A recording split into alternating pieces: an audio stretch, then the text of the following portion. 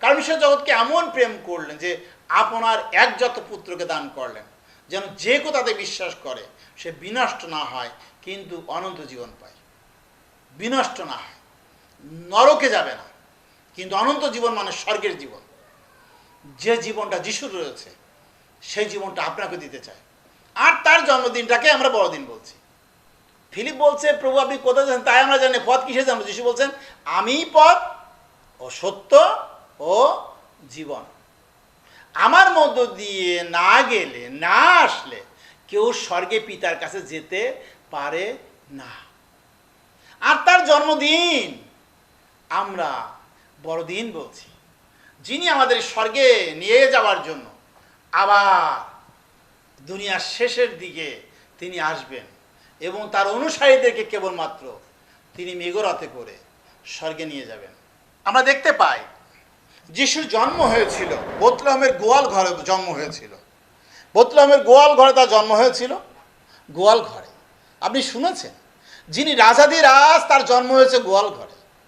একটা অবাক কাণ্ড, অবাক কাণ্ড। কেন গোয়াল ঘরে জন্ম নিলেন? রাজার ঘরে কেন জন্ম নিলেন না? তিনি এসেছেন পাপী তাপী দুঃখীদের জন্যই এসেছেন, তাই তিনি জীর্ণ শীর্ণ ঘরেই জন্ম নিয়েছেন। দেখেন, গোয়াল ঘরে অনেক দুর্গন্ধ থাকে, ময়লা থাকে, আবর্জনা থাকে, মশা মাছি থাকে। যিশুর জন্মে কিন্তু সেগুলি আর ছিল না।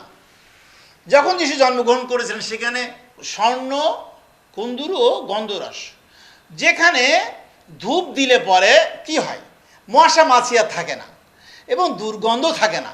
আর গন্ধরসের কথা আমরা তো বুঝি যে সেন্ট, যেখানে দিলে আর কোনো গন্ধই থাকতে পারে না।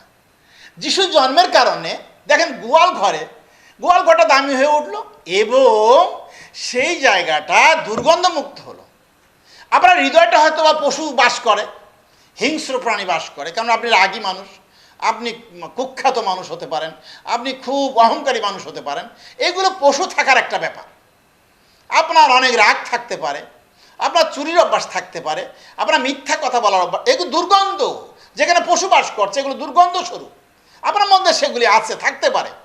কিন্তু একবার যিশুকে জন্মগ্রহণ করতে দেন না আপনার জীবনে, একবার গ্রহণ করুন না আপনার জীবনে, দেখবেন আপনার নোংরা ঘরটা দামি হয়ে উঠবে এবং যে দুর্গন্ধগুলি আপনার ছিল আর থাকবে না, চ্যালেঞ্জ থাকবে না। যিশুকে আপনার হৃদয়ে স্থান দিলে আপনার দুর্গন্ধ আর থাকবে না, সে দূরে পালাবে, সেটা দূরে পালাবে।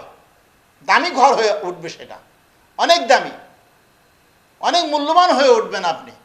আপনার নিয়ে যারা ঠাট্টা তামাশা করতো বা আপনাকে দামি দিত না, বা আপনি একটা খারাপ লোক হিসেবে আপনি সমাজের মধ্যে ছিলেন, কিন্তু এখন যিশুকে গ্রহণ করে দেখেন আপনার জীবন পাল্টিয়ে যাবে, পরিবর্তন হবে। একজন অন্ধ আরেকজন অন্ধকে পথ দেখাতে পারে না, একজন পাপী আরেকজনে পাপ মুক্ত করতে পারে না।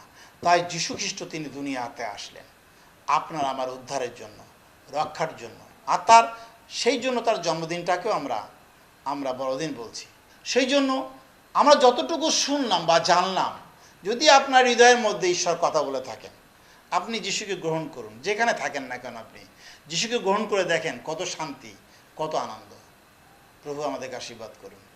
আমেন।